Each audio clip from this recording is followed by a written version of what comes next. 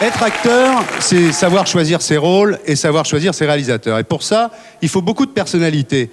Mais cette personnalité, il faut savoir l'oublier parce qu'après, il faut rentrer dans le rôle et puis il faut obéir au réalisateur. Et peu de gens savent faire ça. Mon invité d'aujourd'hui a fait près de 100 films avec parmi les plus grands réalisateurs, tout en restant lui-même, tout en étant différent. Voici le grand Michel Piccoli.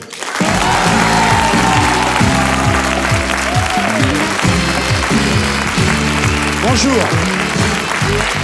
Bonjour. Bienvenue sur le plateau de Scoop à la Une. Merci.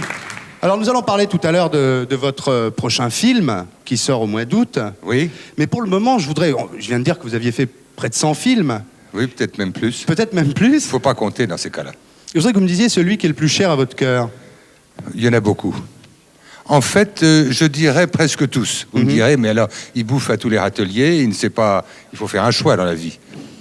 Je n'ai aucun regret. Tous m'ont appris quelque chose. Quel est celui qui a coûté le plus cher? Ah. Qui a coûté le plus cher? C'est peut-être un film de Lelouch, je sais pas. Ou peut-être le film que j'ai tourné avec Costa Gavras, je ne sais pas. Quel est celui qui, à votre avis, est le plus éternel de tous? Pour l'instant, je dirais peut-être, pour l'instant, hein, oui. Éternel. Allez savoir. Pour l'instant, c'est peut-être... c'est peut-être le mépris de Godard.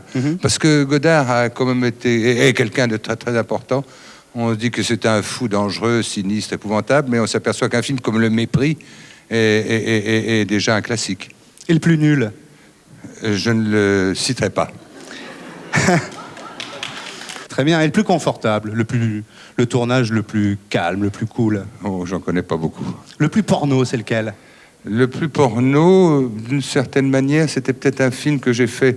Enfin, c'était pas porno, d'ailleurs, non, c'était porno dans la tête, donc érotique. C'était un film que j'ai fait avec un Berlanga, un metteur en scène espagnol, qui s'appelle... Grandeur Nature. Grandeur Nature, oui. Et j'avais comme partenaire une poupée gonflable. Ah bah oui, c'est extraordinaire. Oui, très bien. Alors, c'était... Oui, c'était pas mal. Le plus mystique? La Grande Bouffe.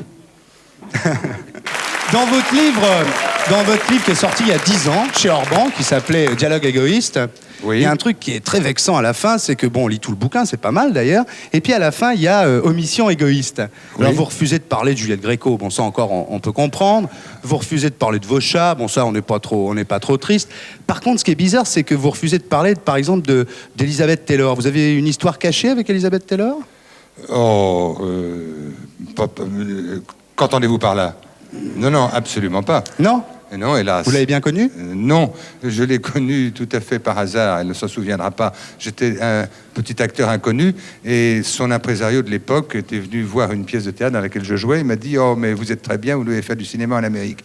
Venez donc chez Maxime, j'ai quelques amis, là je voudrais bien vous parler, vous connaître un peu mieux. » Et je suis allé dîner chez Maxime. Et bêtement, je ne sais pas ce qui m'a pris, je dis « Ils sont tous très gentils, ces étrangers, ils sont très célèbres. » Il y avait Elizabeth Taylor, il y avait je ne sais plus qui. Et bêtement, ça m'arrive souvent, heureusement d'ailleurs, j'ai dit c'est pour moi l'addition.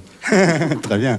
Alors j'ai eu tort, d'abord parce que j'avais pas l'argent en poche, et deuxièmement parce que ce monsieur éminent américain, mais vous avez dit, vous êtes fou de payer vous-même, nous on ne paye jamais, ce sont toujours les sociétés qui payent. Très bien. Alors une autre question qui me brûle les lèvres, c'est que quand vous étiez chez Sabatier cet hiver, là au Jeu de la Vérité, on vous a parlé de Rika Zaraï. On vous a dit, est-ce que vous vous soignez par les plantes? Et puis vous avez dit, oh bah oui, les plantes, de toute façon, tout le monde sait que ça soigne, que ce soit la camomille ou le hashish. Oui. Vous vous soignez plus souvent la camomille ou hashish? Camomille. Camomille, Oui. d'accord. Très bien. Merci beaucoup, Michel Piccoli.